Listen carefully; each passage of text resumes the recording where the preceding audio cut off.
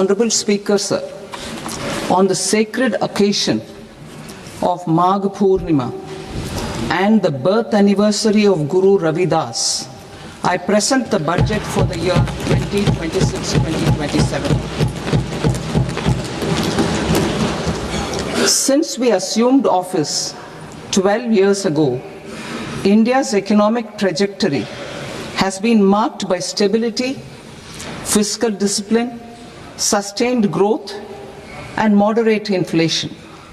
This is the result of conscious choices we have made, even in times heightened uncertainty and disruption. Our government, led by Honorable Prime Minister Modi, has decisively and consistently chosen action over ambivalence, reform over rhetoric, and people over populism. We have pursued far-reaching structural reforms, fiscal prudence and monetary stability, whilst maintaining a strong thrust on public investment.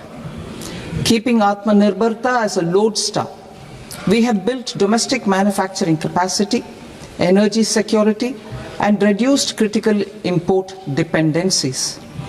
Simultaneously, we have ensured that citizens benefit from every action of the government, undertaking reforms to support employment generation, agricultural productivity, household purchasing power, and universal services to people. These measures have delivered a high growth rate of around 7% and helped us make substantial strides in poverty reduction and improvement in the lives of our people.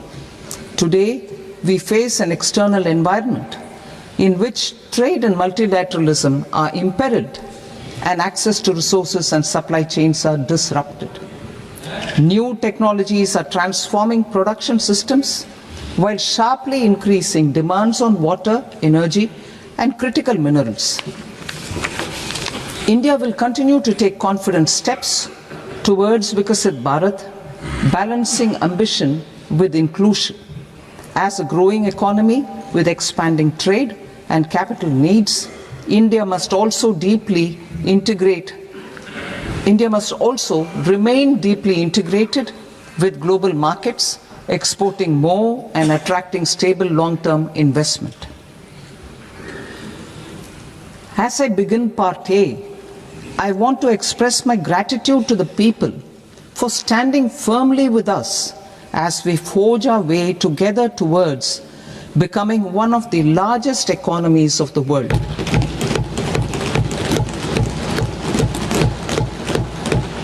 Our aim is to transform aspiration into achievement and potential into performance as we ensure that the dividends of growth reach every farmer, the scheduled caste, the scheduled tribes, the nomads, the youth, the poor, and the women.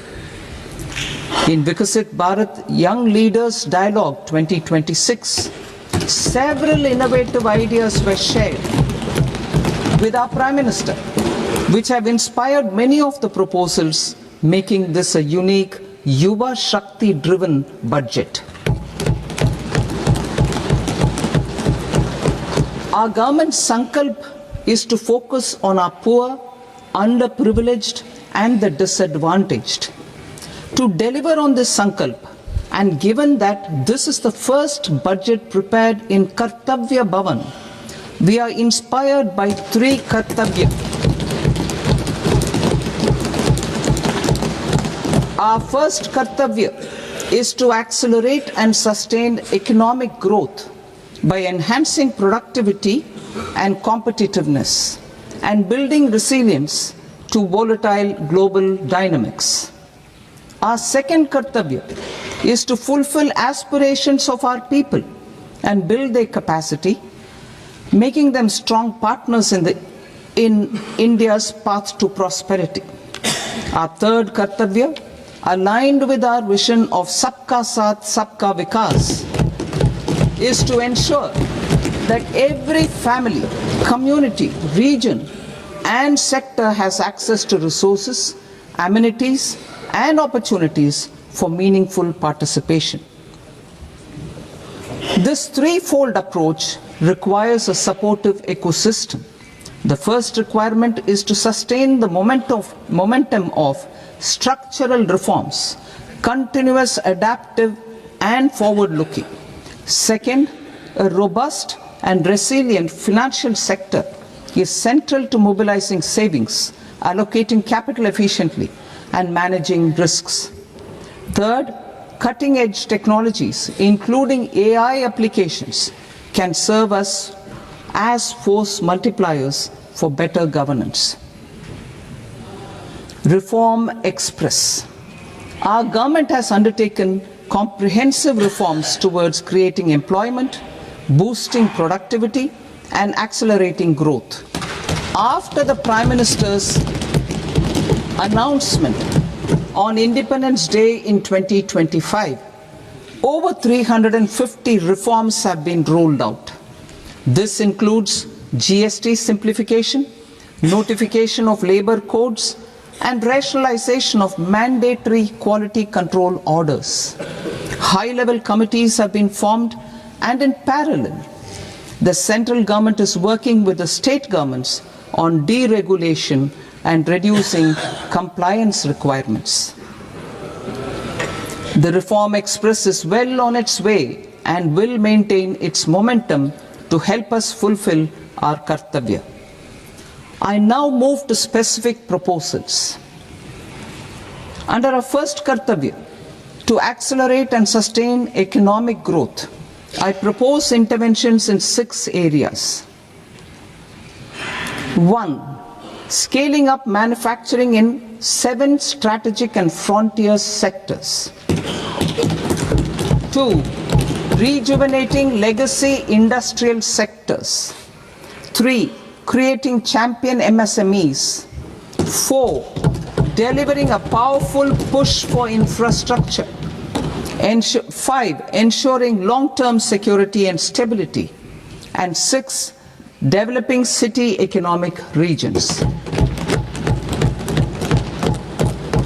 Scaling up of manufacturing in 7 strategic and frontier sectors. Biopharma Shakti, meaning biopharma strategy for health advancement through knowledge, technology, and innovation. India's disease burden is observed to be shifting towards non-communicable diseases like diabetes, cancer, and autoimmune disorders. Biologic medicines are key to longevity and quality of life at affordable costs. To develop India as a global biopharma manufacturing hub,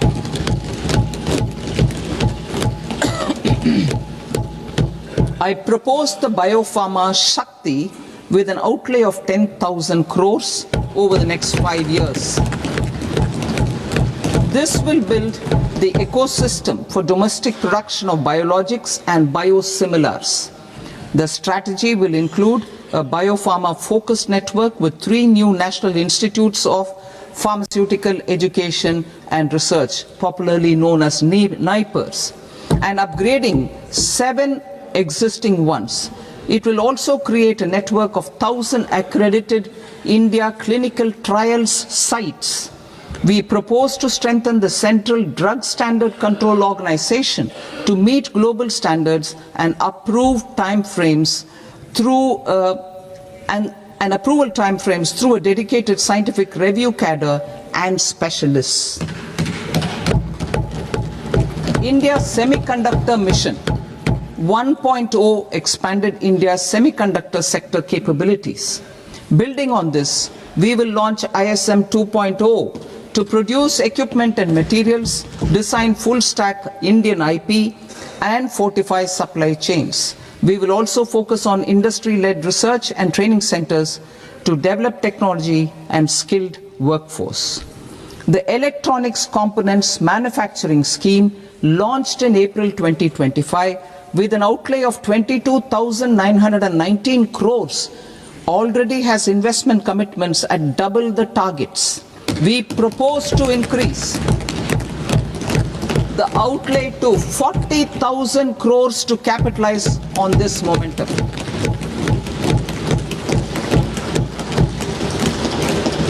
A scheme for rare earth permanent magnets was launched in 2025 November. We now propose to support the mineral-rich states of Odisha, Kerala, Andhra Pradesh and Tamil Nadu to establish dedicated rare earth corridors to promote mining, processing, research and manufacturing. To enhance domestic chemical production and reduce import dependency, we will launch a scheme to support states in establishing 3 dedicated chemical parks through challenge route on a cluster-based plug-and-play model. Strong capital goods.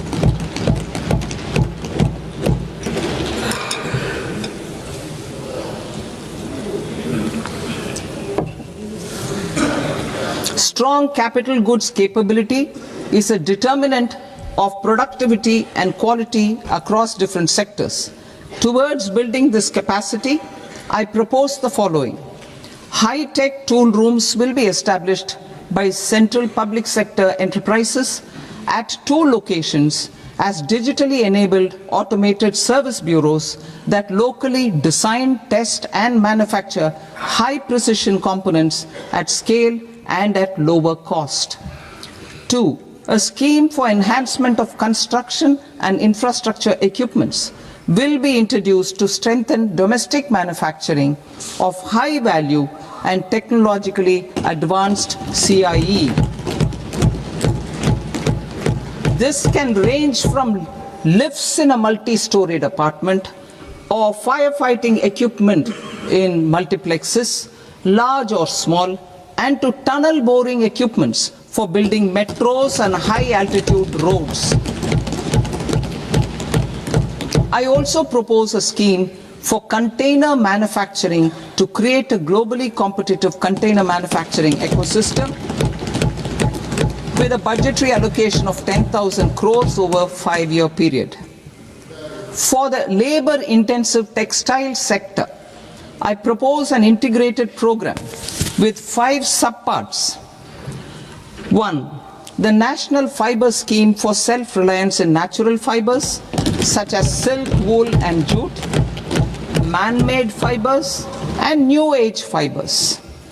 Textile expansion and employment scheme to modernize traditional clusters with capital support for machinery, technology upgradation and common testing and certification centers.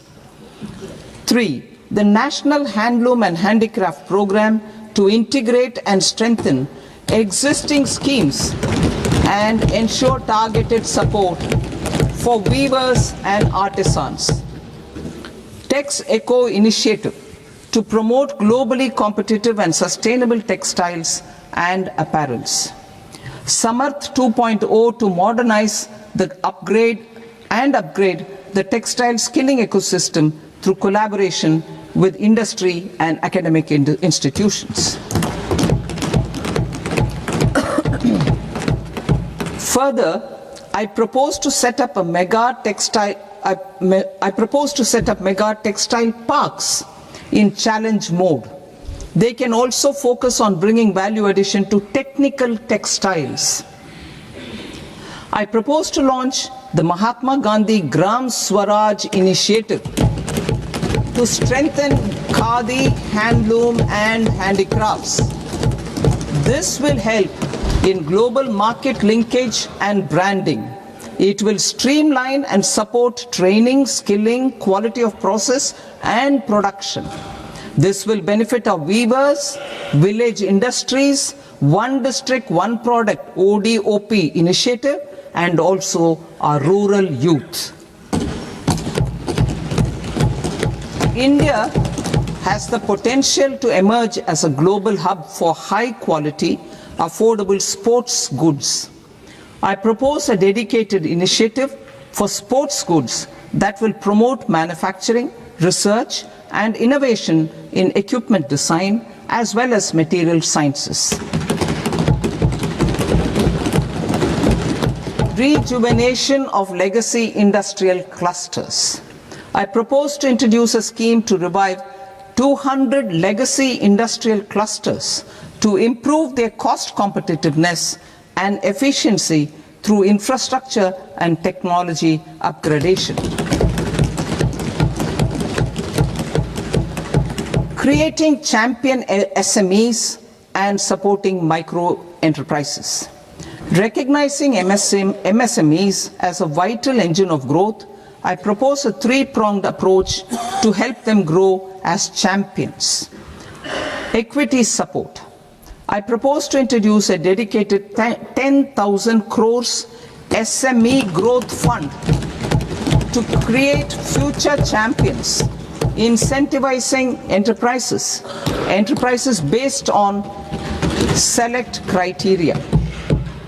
I also propose to top up the Self-Reliant India Fund set up in 2021 with 2,000 crores to continue support to micro enterprises and maintain their access to risk capital. Liquidity support. With TREDS, more than 7 lakh crore has been made available to MSMEs. To leverage its full potential, I propose 4 measures. 1. Mandate TREDS as the transaction settlement platform for all purchases from MSMEs by CPSEs, serving as a benchmark for other corporates. 2.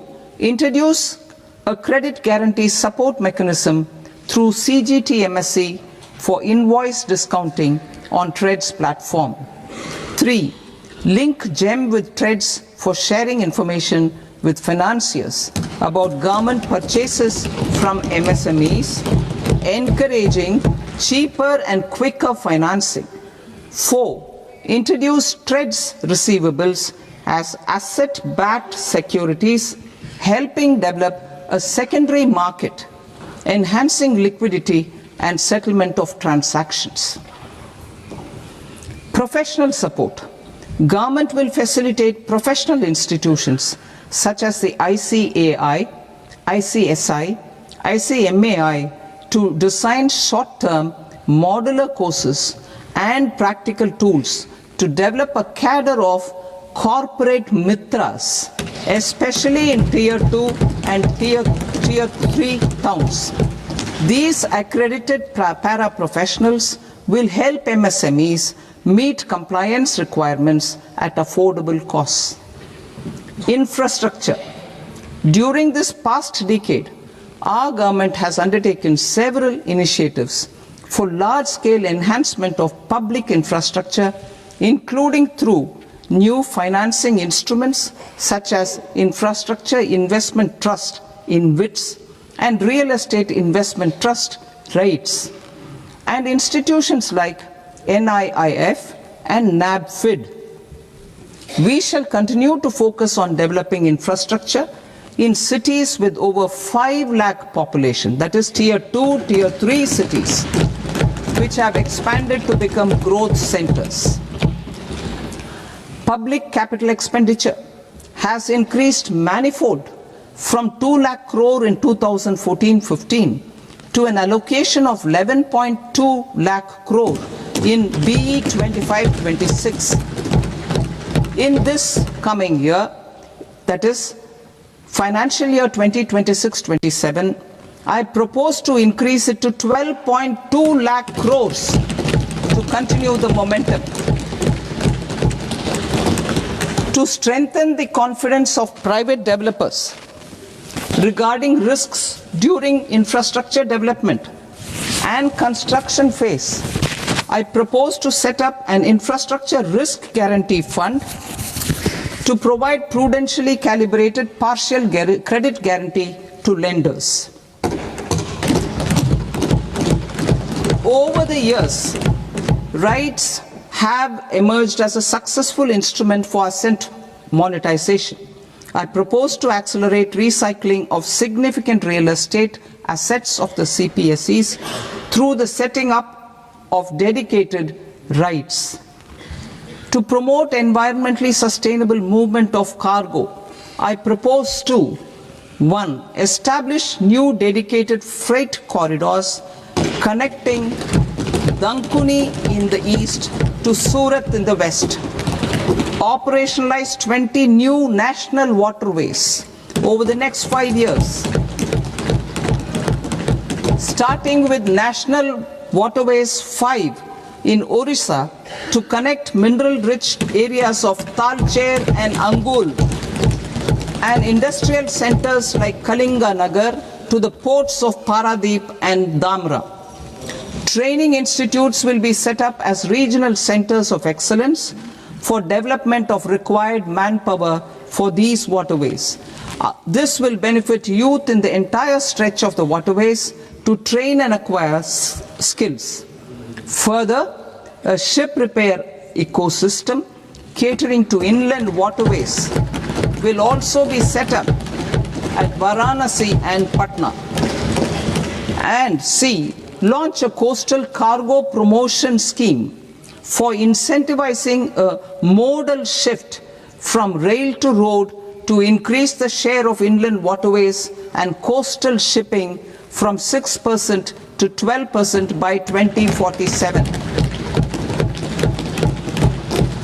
To enhance last mile and remote connectivity and promote tourism, I propose to give incentives to indigenize manufacturing of seaplanes. A seaplane VGF scheme will be also introduced to provide support for operations. Carbon capture, utilization and storage. Aligning with the roadmap launched in December 2025, the carbon capture, utilization and storage technologies at scale will achieve higher readiness and in end-use application across 5 industrial sectors, including power, steel, cement, refineries, and chemicals. An outlay of 20,000 crore is proposed over the next 5 years for this purpose. City economic regions. Cities are India's engines of growth, innovation, and opportunities. We shall now focus on Tier 2, Tier 3 cities, and even temple towns, which need modern infrastructure and basic amenities. This budget aims to further amplify the potential of cities to deliver the economic power of agglomerations by mapping city economic regions based on their specific growth drivers.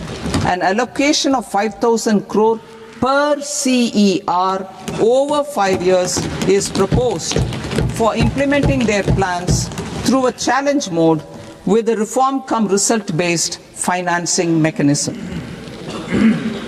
In order to promote environmentally sustainable passenger systems, we will develop 7 high-speed rail corridors between cities as growth connectors, namely Mumbai to Pune, Pune to Hyderabad, Hyderabad to Bengaluru, Hyderabad to Chennai, Chennai to Bengaluru, Delhi to Varanasi, Varanasi to Siliguri.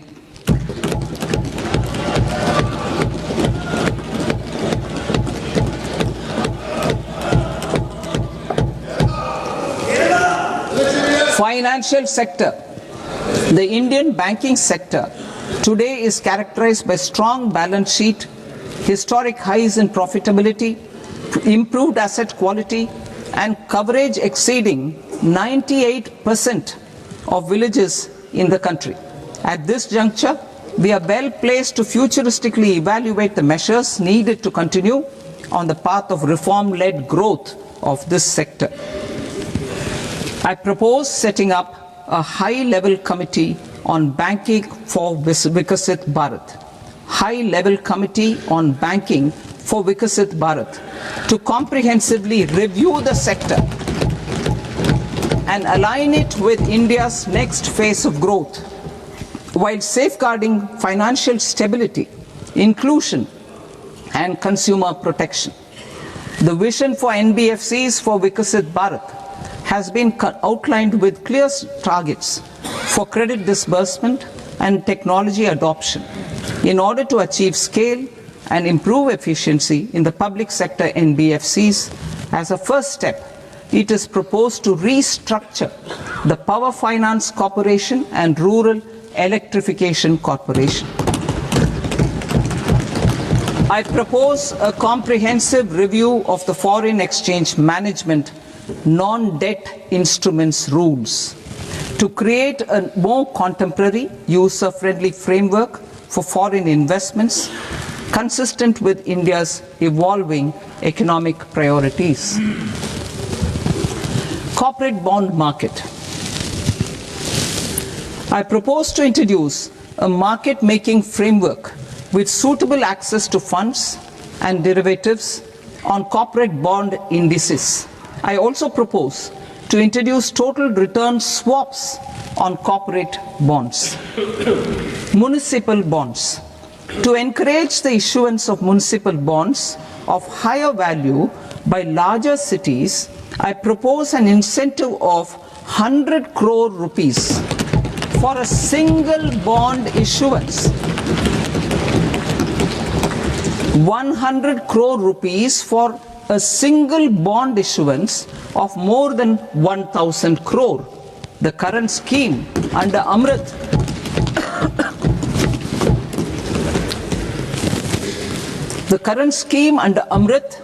which incentivizes issuances up to 200 crores only, will also continue to support smaller and medium towns. That will also continue to support the smaller and medium towns. Ease of doing business. Individual persons resident outside India, PROI, will be permitted to invest in equity instruments of listed Indian companies through the portfolio investment scheme. It is also proposed to increase the investment limit for an individual PROI under the scheme from 5% to 10%, with an overall investment limit for all individual PROIs to 24% from the current 10%. Emerging technologies including AI. 21st century is technology driven. Adoption of technology is for the benefit of all people. Farmers in the field, women in STEM, youth keen to upskill, and Divyangjan to access newer opportunities. The government has taken several steps to support new technologies through AI Mission, National Quantum Mission, Anusandhan National Research Fund, and Research and Development and Innovation Fund. Our second kartavya is to fulfill aspirations and build capacities. Close to 25 crore individuals have come out of multi-dimensional poverty through a decade of our government's sustained and reform-oriented efforts.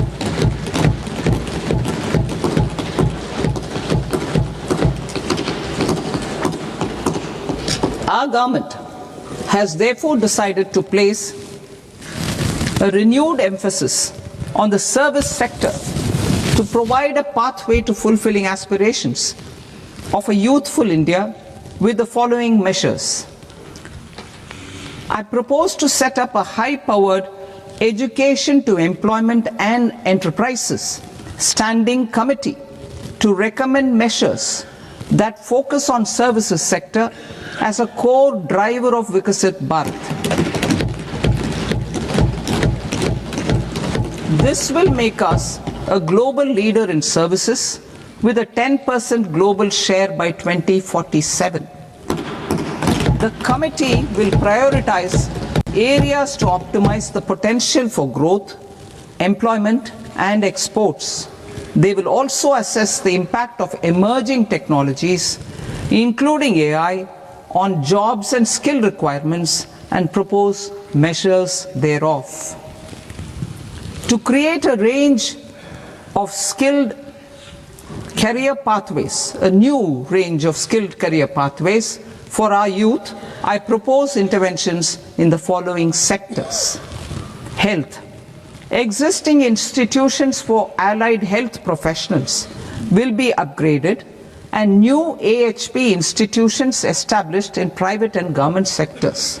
This will cover 10 selected disciplines, including optometry, radiology, anesthesia, OT technology, applied psychology and behavioral health, and add 1 lakh AHPs over the next 5 years. A strong care system covering geriatric and allied care services will be built.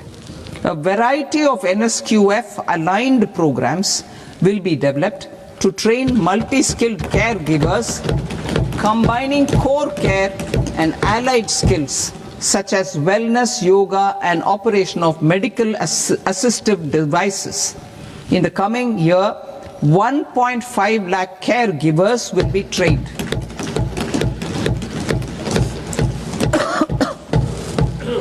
Hubs for medical value tourism. To promote India as a hub for medical tourism services, I propose to launch a scheme to support states in establishing 5 regional medical hubs in partnership with the private sector. These hubs will serve as integrated healthcare complexes that combine medical, educational and research facilities. They will have Ayush centers, medical value tourism facilitation centers, and infrastructure for diagnostics, post-care and rehabilitation. These hubs will provide diverse opportunities, job opportunities for health professionals, including doctors and AHPs.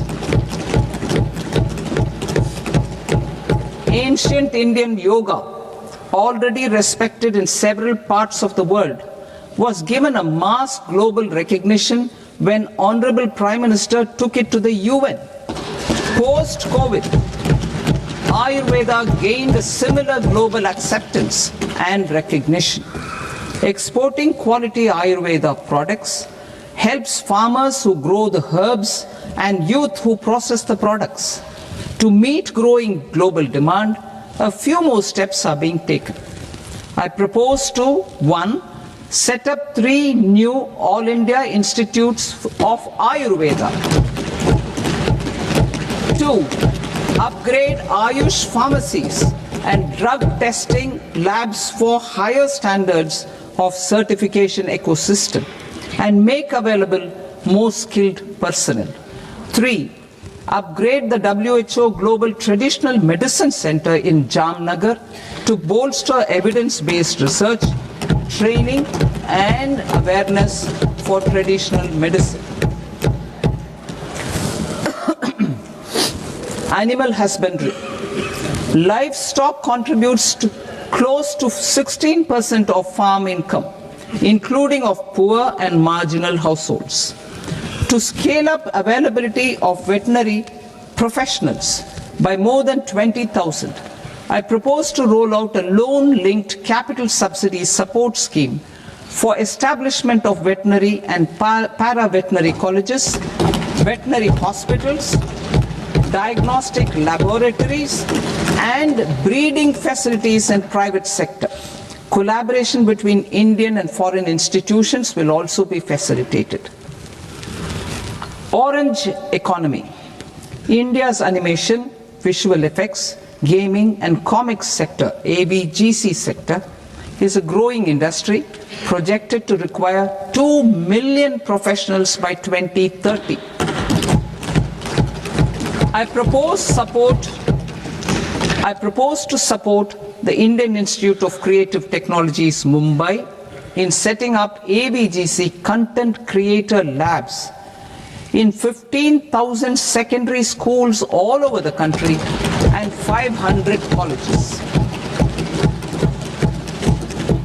The Indian design industry is expanding rapidly, and yet there is a shortage of Indian designers. I propose to establish, through Challenge Route, a new National Institute of Design to boost design education and development in the eastern region of India. Education. Our government will support states through challenge route in creating 5 university townships in the vicinity of major industrial and logistics corridors. These planned academic zones will host multiple universities, colleges and research institutions, skill centers and residential complexes. In higher education, STEM institutions, prolonged hours of study and laboratory work pose some challenges for girl students. Through VGF, Viability Gap Funding and capital support, one girls' hostel will be established in every district.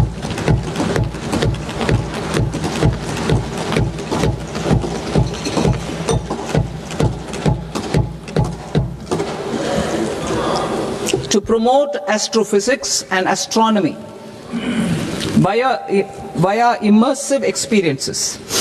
4 telescope infrastructure facilities will be set up or upgraded.